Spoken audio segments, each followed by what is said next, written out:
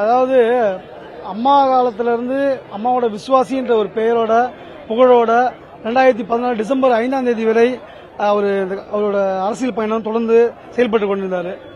அதன் பிறகு பாத்தீங்கன்னா நடந்த சம்பவம்லாம் உங்களுக்கு எல்லாருக்குமே தெரியும். மக்களால் நின்று இதே கிரீன்வேஸ் ரோட்ல மக்கள் சக்தியோட அதிமுக கொடி பிடிக்கும் தொண்டரோட சக்தியோட தர்ம யுத்தம் நடத்தினாரு. அதன் பிறகு இவங்க அப்ப அந்த டைம்ல எல்லா எடப்பாடி கூட இருக்க எல்லாருமே பாத்தீங்கன்னா கூவத்தூர் ரெசார்ட்ல இருந்தாங்க. அப்ப போகாம அவர் மக்களோட தொண்டரோட அன்னைக்கு போராட்டம் பண்ணாரு. 2014 டு 2017 ஒரு வருஷ காலம் இந்த போராட்டம் தொடர்ந்து இருந்தது.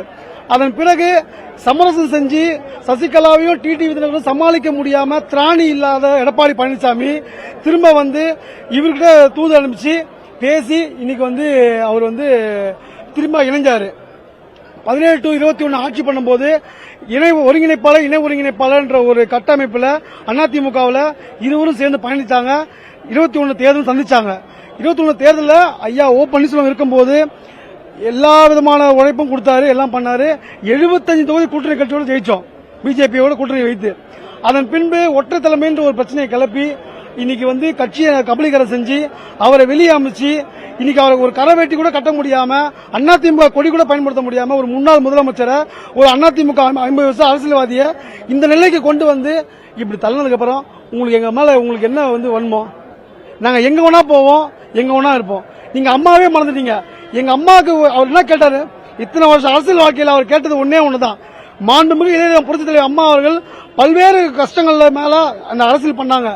அவங்களுக்கு கழகத்தோட நிரந்தர பொதுச் செயலாளர் கட்சி விதிப்படி கழகத்தோட நிரந்தர பொதுச் செயலாளர் பதவியை உச்சபட்ச பதவியை அம்மாவுக்கு நிரந்தரமா கொடுக்க சொல்லி 2019 தீர்மானம் போட்டு பொதுக்குழு கூட்டி தீர்மானம் போட்டாரு.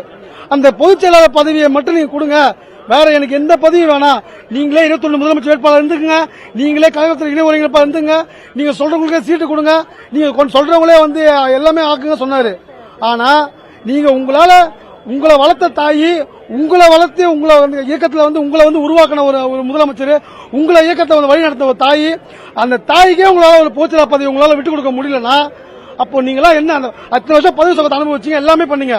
ஒரு பதவி அதே ஒருங்கிணைப்பாளர் பதவியை நீங்க வைத்துக் கொண்டு நீங்க அரசியல் பண்ணுங்க. அவர் இணை ஒருங்கிணைப்பாளர் இருக்கட்டும், அவர் பதவியே வேணாம் சொல்லிட்டாரு 6 மாசம் முன்னாடி. அப்பயும் நீங்க உங்களுக்கு அது முடியல. உங்களுக்கு அப்ப அம்மா மீதே உங்களுக்கு அவ்வளவு வன்மம் இருக்குது, சசிகலா அம்மா மீது உங்களுக்கு அவ்வளவு வன்மம் இருக்குது. அப்ப ஒரு பெண் நம்ம அடிமையா வச்சிருந்துக்கிறான்னு சொல்லிட்டு உங்களுக்கு அவ்வளவு வன்மம். இதுதான் உண்மை. அப்ப நம்ம ஒரு பெண் இத்தனை வருஷமா நம்ம அடிமையா இருந்தால இனிமே அதிமுகவில் எந்த பெண்ணும் உள்ள வரக்கூடாது. உங்களுக்கு எந்த பெண்ணு வேணாம், பெரிய தலைவியா அம்மாவும் வேணாம், சின்னமாவும் வேணாம், ஐயாவும் வேணாம், யாருமே வேணாம். நீங்க என்ன பண்ணுங்க, லாட்டரி வித்தவங்க பொன்னாட்டி கூட்டு வச்சு பதவி கொடுத்து மாநில நிச்சயம் கொடுத்து என்ன பண்ணுங்க, எல்லாருக்கும் இந்த தொழில் பொன்னாட்டில பணம் கொடுத்து பதவி போட்டு கூட வச்சுக்கின்னு போட்டோ எடுத்துங்க. நாங்க எங்க வழியை பாக்குறோம். அரசியல்ல எதிரியே பழனிசாமி தான், துரோகியும் பழனிசாமி தான். இந்த 20ஆவது தேர்தலில் அதிமுக தோற்க அடிக்கப்படும். ஐயா ஓபிஎஸ் தலைமையில் கழகத்தை பணி செய்வோம், திமுக வெற்றி பெற வைப்போம். இதான் தொண்டனோட பலி. என் பேர் மஞ்சுளா, திருவள்ளூர் மத்திய மாவட்டம். நான் 33 வருஷமா ஏடிஎம்கேல இருந்தேன். அம்மா பார்த்து தான் அந்த கட்சிக்கு நான் பெண்களுக்கு முக்கியத்துவம் கொடுத்தாங்க. அம்மாவுக்கு பிறகு ஓபிஎஸ் ஐயாவுக்கு எங்க அம்மா 3 முறையா முதல்வர் பதவி கொடுத்தாங்க. சின்னம்மா அவர்கள் பெங்களூர் போக சொல்ல எடப்பாடி ஒப்படைச்சு போனப்ப அவர் என்ன பண்ணிட்டாரு, எங்க ஐயாவை நம்பிக்கை துரோகம் பண்ணி அவருடைய பதவி புடுங்கி என்னென்ன அவரை அவமானப்படுத்தணுமோ படுத்திட்டாரு. இன்னைக்கு எங்களுக்கு எங்க அறிவாளர்கள் மரியாதை கொடுத்து முதல்வர் எங்க சேகர் பாபா நம்பர் எங்க ஐயா கூட்டிட்டு வராரு. இந்த மரியாதை எங்களுக்கு போதுங்க. எங்களுடைய 33 வருஷம் அரசியல் வாழ்க்கை வேஸ்டா போச்சுங்க அண்ணா திராவிட முன்னேற்ற கழகத்துல. இனிமேல் எங்க ஐயா நல்லா இருப்பாரு. அவர் நல்லா இருந்தா நாங்களாம் நல்லா இருப்போங்க.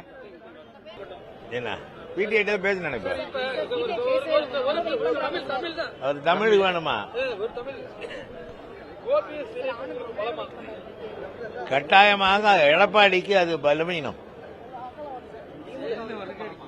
திமுக கட்டாயமாக கட்சியிலே மற்றவர்கள் இணைவது என்பது திமுகவின் வலிமையை அதிகரிக்க ஒன்னும் டிமாண்ட்லாம் வைக்கல. அவர் தன்னை இணைத்திருக்கிறார். தமிழ்நாட்டு மக்களுக்காக தளபதி மு.க. ஸ்டாலின் அவர்கள் சிறப்பாக செயல்படுகிறார். அவரோடு இணைந்து பணியாற்றுவேன் என்றுதான் அவர் சொல்லியிருக்கிறார்.